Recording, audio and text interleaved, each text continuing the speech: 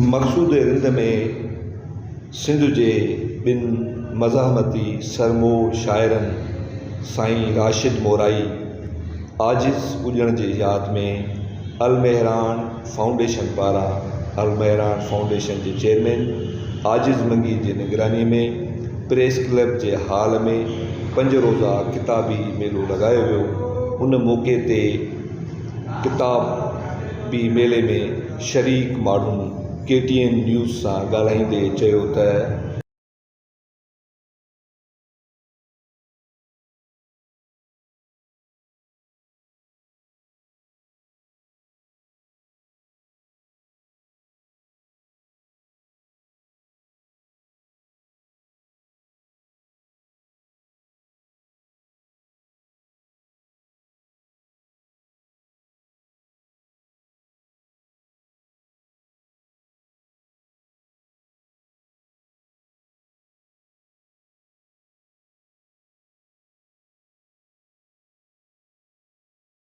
शौक़ु कोन्हे पर फ़र्ज़ु सम्झी कयां थो।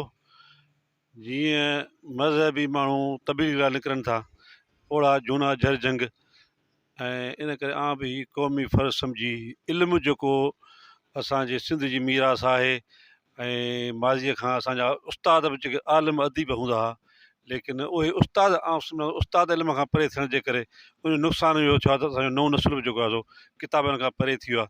इन जे करे ई जेको मूं हीउ कमु शुरू कयो, छाकाणि सरकारी इदारनि खे लॻाइणु खपे। सिंध जे बोर्ड कल्चर खातो अथॉरिटी उहे एतिरो कोन था कनि ऐं ॿिया वॾा इदारा, इन करे ई मुंहिंजो हीउ कमु जेको आहे सो हिकिड़ो सोचे सम्झी जर जॻह में शुरू कयो आहे। सिंध जे मूं 9 ज़िलनि में लॻाया आहिनि। हींअर मुंहिंजी जेका टारगेट आहे पंहिंजी डिवीज़न शहीद बेनज़ीर डिवीज़न ख़ासि तौर ज़िलो सांगड़, ऐं मूंखे माण्हू चवंदा हुआ हीउ दौर जो माण्हू कोन था पढ़नि, पर हिन तजर्बे खां पोइ पहुतो नतीजे ते त माण्हू पढ़ण वारा ॿाहिरि में जाम आहिनि, ख़ासि तौर ते शागिर्द ऐं शागिर्दनि में वरी शागिर्द छोकिरियूं। मूं कॉलेजनि में हाई स्कूल में लॻाया आहिनि, इंतिहाई कामयाब मिला विया आहिनि।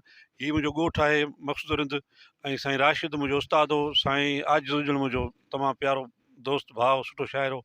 ऐं जिथे महिल लॻाईंदो आहियां तइलीमी इदारनि में, अहिड़नि जिन समाज जी ख़िदमत कई आहे इल्म जे ज़रिए, अदब जे ज़रिए, उन जी यादि में लॻाईंदो आहियां। हीउ मेलो उन जी कड़ी आहे।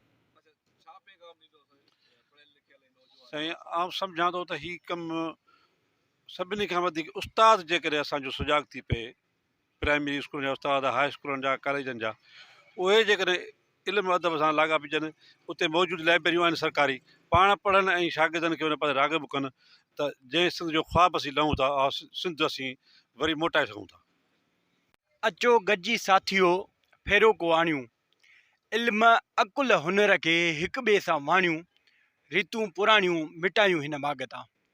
रस्ते तां ईंदे होचीमैन जे तक़रीरुनि जो किताबु पढ़ंदो पिया आयुमि, जंहिंमें हुन हिकु तक़रीर यूनिवर्सिटीअ में कई आहे, जंहिंमें हुन चयो आहे त हीअ किताब अव्हां शागिर्दनि जा सूंहां आहिनि। सूंहों पाण उनखे चवंदा आहियूं गाइड, जंहिंखे अंग्रेज़ी में चऊं, जेको असांखे रस्तो ॾसे। त होचीमैन जी ॻाल्हि सां मां 100% सहमत आहियां, 100% हुन सही ॻाल्हि कई आहे त हीअ जेके किताब आहिनि उहे असांजा सूंहां आहिनि, इहे असांखे दॻु ॾसींदा आहिनि। असांजे शऊर खे वधाइण में, असांजी शऊर जी सतह खे वधाइण में हिननि किताबनि जो अहम किरदारु आहे। उन ई करे बाबा साईं राशिद मोराई, जंहिंजे नाले सां ही किताबी मेलो लॻायो वियो आहे, उहो हमेशह चवंदो हुयो त जेकॾहिं तव्हां 100 कामयाबु सिटूं पढ़ो था, तॾहिं ई तव्हां हिकु कामयाबु सिट लिखी सघंदव। माज़रत सां साईं राशिद एतिरे हद ताईं जो मरते दम ताईं 200 पन्ना डेली पढ़ंदो हुयो, ऐं इहा साईंअ जी डेली मश्क हुई, जेका असां औलाद लाइ बि साईं हिकु मशाले राह छॾे वियो, ऐं सभिनी लाइ मशाले राह छॾे वियो आहे त किताबनि सां जेका दिलि हूंदी, किताबनि सां जेको माण्हू वागियल हूंदो, उहो भटकंदो कोन, ऐं उन जे शऊर जी सतह वधंदी रहंदी। ऐं उहो शऊरी सतह वधण जे करे उहो अहिड़ा फ़ैसिला कंदो जंहिं सां पूरी क़ौम खे फ़ाइदो पहुचंदो। हक़ मौजूद जी सिंध। आम माण्हू वांदा वेहनि ई नथा, सफ़र दौरान बि किताब था पढ़नि। असांखे बि पंहिंजे माण्हुनि खे या तरग़ीब ॾियणु खपे, उन्हनि खे चइजे त भई तव्हां पंहिंजे किताबनि खे वचिड़ो, उन मां ई तव्हां पंहिंजो तव्हांखे ॼाण मिलंदी ऐं तव्हां में तब्दीली ईंदी।